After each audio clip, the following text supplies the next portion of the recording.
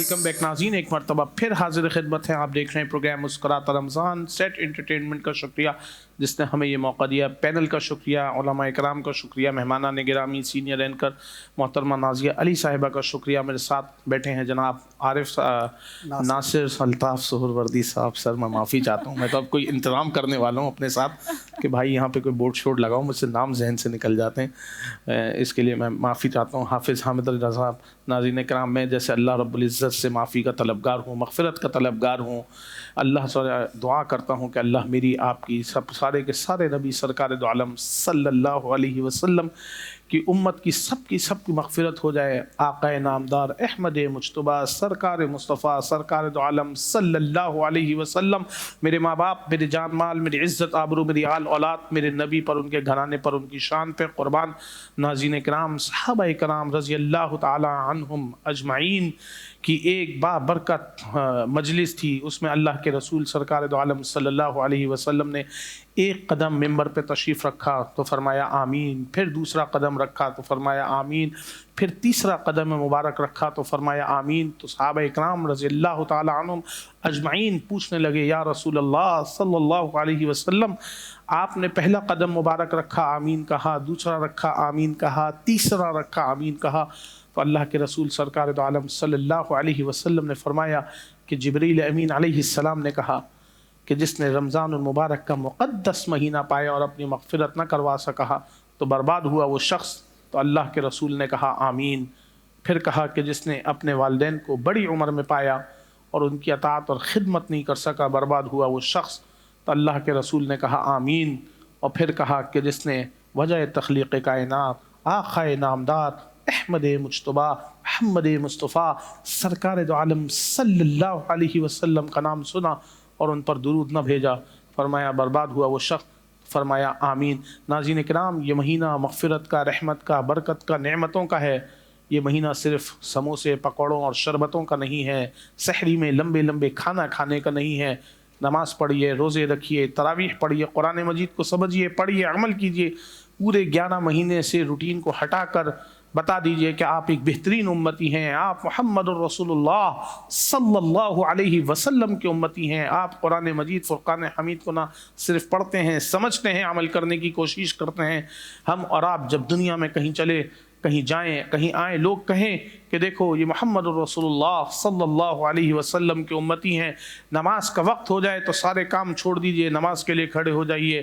کیسا بھی وقت ہو، اگر آپ سفر میں نہیں ہیں، تکلیف میں نہیں ہیں تو روزے کا اہتمام کیجئے، بہنوں کے وراثت میں حصے دیجئے، لوگوں کے ساتھ معاملات میں نرمی رکھیے، لوگوں کے ساتھ معاملات کریں تو اس کے اندر امانت داری کیجئے، امانت کی پاسداری کیجئے، معاہدوں کی پاسداری کیجئے. یہ بڑی بڑی فیکٹریاں، یہ بڑی بڑی انڈسٹریاں، یہ بڑی بڑی ٹیکسٹائل ملز، یہ کنسٹرکشن، یہ بلڈنگ انڈسٹری، یہ دکانیں، یہ مکان، یہ میرے اور آپ کے ساتھ قبر میں نہیں جائے گا. ناظرین، اگر میرے ساتھ اور آپ کے ساتھ جائیں گے تو ہمارے نامہ اعمال حشر کا میدان ہوگا، اللہ رب العزت کا دربار سجا ہوگا. وہ شخص مغفرت پا سکے گا جس کا نامہ اعمال اس کے داہنے ہاتھ میں ہوگا، بائیں ہاتھ والے خسارے میں ہوں گے. والعصر ان الانسان لفی خسر، قسم ہے عصر کی کہ بے شک انسان خسارے میں ہے جس نے 4 کام نہیں کیے. الا الذین آمنوا، جو اللہ پہ ایمان نہیں لایا، وعملوا الصالحات، اور جس نے عمل صالح نہیں کیے، وتواصوا بالحق، لوگوں تک ان کا حق نہیں پہنچایا، وتواصوا بالصبر، اور اپنے حق پر صبر نہیں کیا. ناظرین کرام، یہ بابرکت مہینہ، رحمتوں والا مہینہ مجھے آپ کو سارے کے ساری امت کو پیغام دیتا ہے کہ ہم نے اور آپ نے صبر سے، قناعت سے کام لینا ہے. اللہ اور اس کے رسول سرکار دو عالم صلی اللہ علیہ وسلم کی اطاعت کرنی ہے، دین پہ ٹھیک ٹھیک چلنا ہے، دین کو ٹھیک ٹھیک بیان کرنا ہے، لوگوں کے ساتھ معاملات میں آسانی رکھنی ہے. ایسا نہیں کہ آدھے دین پر عمل کریں، آدھے پہ نہیں عمل کریں، حقوق اللہ پہ توجہ، حقوق العباد کے جنازے نکال دیے جائیں. بہنوں کے وراثت کے حصے کی بار بار بات کرتا ہوں.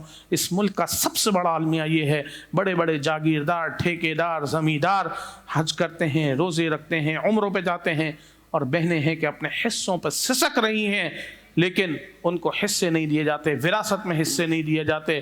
نمازیں پڑھوا لو، تراویح پڑھوا لو، قرآن مجید سنوا لو، لیکن جب حقوق العباد کی باری آتی ہے تو پیچھے ہو جاتے ہیں. ایسے لوگوں کی مغفرت پر کیا بات ہوگی. آخری بات کرتے چلیں گے. قابل احترام مفتی ابوذر غفاری صاحب سے پھر بات کریں گے میڈم سے. ماشاءاللہ آپ نے بہت خوبصورت بات کی، بہت اچھی بات کی. آج کل واقعتاً یہ ہمارے معاشرے کے اندر اس چیز کی کمی پائی جا رہی ہے. جو آپ نے بہنوں کے حقوق کی بات کی وراثت کے اندر، تو ہم مسلمانوں کی اس چیز کے اندر واقعتاً کمی ہے. میرے پاس کافی میسیجز آتے ہیں. ہم چونکہ امامت وغیرہ کرتے ہیں تو لوگ کہتے ہیں کہ ان تک ان کی بہنوں کو حقوق نہیں مل رہے. تو واقعی بہنیں سسک رہی ہیں، اور وہ شرمندگی کی وجہ سے مانگتی تو نہیں ہیں، مانگ تو نہیں سکتی، لیکن بھائیوں کی ذمہ داری ہے شرعاً کہ یہ بہن کا حق ہے، یہ اس تک پہنچانا ہے. بے شک وہ معاف بھی کرے پھر بھی اس کے ہاتھ میں دینا ہے. ہم کیا کرتے ہیں، انتظار میں ہوتے ہیں کہ بہن کب معاف کرتی ہے. اگر نہیں تو پھر جو ہے اس بہن کے لیے دروازے بند کیے جاتے ہیں. خدا را ڈریں اس اللہ سے، ڈریں آخرت کے دن سے کہ جس دن ہم نے اللہ کے آگے پیش ہونا ہے. آپ بھی اسی باپ کی اولاد ہیں، اسی ماں باپ کی اولاد ہیں جس کی اولاد وہ آپ کی بہن ہے. دین اور اسلام نے آپ کا بھی حق رکھا ہے، تو آپ کی بہن کا بھی وراثت کے اندر اسلام نے حق رکھا ہے. آپ اپنی بہن تک اس کا حق ضرور پہنچائیں. نہیں پہنچائیں گے حق تو اللہ تعالیٰ آخرت میں ہم سے سوال کرے گا. کیونکہ شروع میں خاص کر کے بہنوں کو حقوق نہیں دیے جاتے تھے.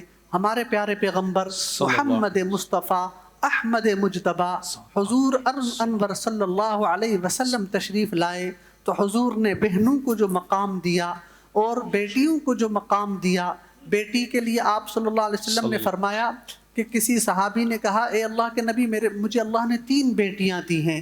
آقا نے فرمایا جو اپنی بیٹی، جس گھر میں بیٹی پیدا ہو اور وہ اپنی بیٹی کی صحیح تربیت کرے، اس کی صحیح پرورش کرے، اور جب وہ بڑی ہو اس کی اچھی جگہ رخصتی کر دے، اس کا اچھا رشتہ دے دے، تو اللہ نے فرمایا وجبت لہ الجنہ وجبت لہ الجنہ وجبت لہ الجنہ، اس کے لیے جنت واجب ہو گئی، اس کے لیے جنت واجب ہو گئی، اس کے لیے جنت واجب ہو گئی. صحابی سامنے بیٹھا تھا، اس نے کہا آقا اگر کسی کی 2 بیٹیاں ہوں، فرمایا اس کے لیے بھی جنت واجب جنت واجب. تو ہم اپنی بہنوں کو، بیٹیوں کو کیا مقام دیتے ہیں، ہم خود سے خود سوال کر سکتے ہیں. بہت اچھی بات کر رہے تھے مفتی ابو ذر غفاری صاحب، آپ کا مشکور، آپ تشریف لائے، بہت اچھی طریقے سے بات کی. جی نازیہ علی صاحبہ، آپ کیا کہیں گے ہمارے سننے والوں کے متعلق؟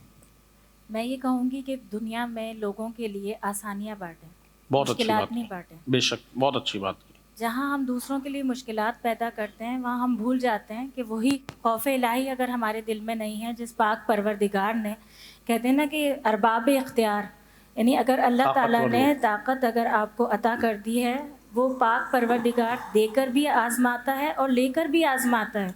آپ کو اگر طاقت دی ہے اور اس کا استعمال آپ اچھا نہیں کریں گے تو وہ آپ سے چھین لی جائے گی. بے شک ایسے. کوئی چیز دنیا میں دیر پا نہیں ہے. بے شک. اور آپ کے پروگرام کے توسط سے میں ہمارے مسلمانوں سے، تمام دیکھنے والے ناظرین سے، بشمول آپ سب سے بھی یہ درخواست کروں گی کہ اللہ تعالیٰ ان لوگوں کو بہت پسند فرماتا ہے جو اپنے سے زیادہ دوسروں کے لیے دعا فرماتے ہیں. بے شک ایسے. اس وقت مسلم امہ کی اگر ہم بات کریں، مظلومیت کی بات کریں، مسلمانوں کی پوری دنیا میں جو تکالیف اٹھا رہے ہیں، اس میں ہمیں کشمیر اور فلسطین کے مظلوموں کو سحر اور افطار ہاتھ اٹھا کر دعا کرنی چاہیے. یہ ہمارا پیغام ہونا چاہیے کہ بحیثیت مسلمان، وہ مسلمان بھائی ہیں ہمارے اور بے شمار تکلیف میں ہیں. جب ہم سحر افطار کرتے ہیں، رزق ہمارے ہاتھ میں ہوتا ہے، ہم تو اپنا گلا بھی تر کر رہے ہوتے ہیں، پانی غذا بھی ہمیں مل رہی ہوتی ہے، لیکن وہ کس طرح سے محروم ہیں کتنی چیزوں سے. ایسے لوگ ہیں جو اپنے گھروں سے بے گھر ہیں اور وہ اسی میں ملبے میں اپنا روزہ افطار کرتے ہیں. تو بے شک ہمیں ان تمام چیزوں کو سمجھنے کی ضرورت ہے. اور بہت شکریہ آپ کا، بہت خوبصورت پروگرام ہے آپ کا، بہت شکریہ. جزاک اللہ، آپ کا بہت شکریہ، آپ تشریف لائیں. آپ کا شکریہ سر، آپ تشریف لائے. مفتی ابو ذر غفاری صاحب آپ تشریف لائے. سننے والوں آپ کا شکریہ، مینجمنٹ، کام کرنے والے، سیٹ انٹرٹینمنٹ، تمام ناظرین کرام کا بہت شکریہ. آپ سنتے ہیں بات کو. اللہ میرے اور آپ کے دل میں محمد رسول اللہ صلی اللہ علیہ وسلم کی ٹھیک ٹھیک محبت عطا فرما دے. ہم دین کو سمجھیں اور اس پر عمل کریں. اجازت دیجیے مجھے. اس پروگرام کے ساتھ پھر ایک نئے پروگرام میں حاضر ہوں گے، نئے پینل کے ساتھ، نئے مہمانان گرامی کے ساتھ، نئے مضمون کے ساتھ. جب تک کے لیے مجھے دیجیے اجازت. السلام علیکم ورحمۃ اللہ. ہم نعتیہ کلام لیں گے جناب हाफिज़ हामिद रज़ा साहब से। हुजूर ऐसा कोई इंतज़ाम हो जाए, सुभान अल्लाह। हुजूर ऐसा कोई इंतज़ाम हो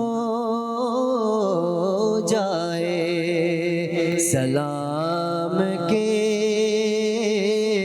लिए हाज़िर गुलाम हो जाए, नसीब वालों में मेरा भी नाम हो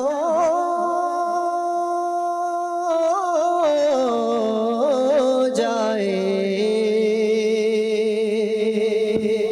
नसीब वालों में मेरा भी नाम हो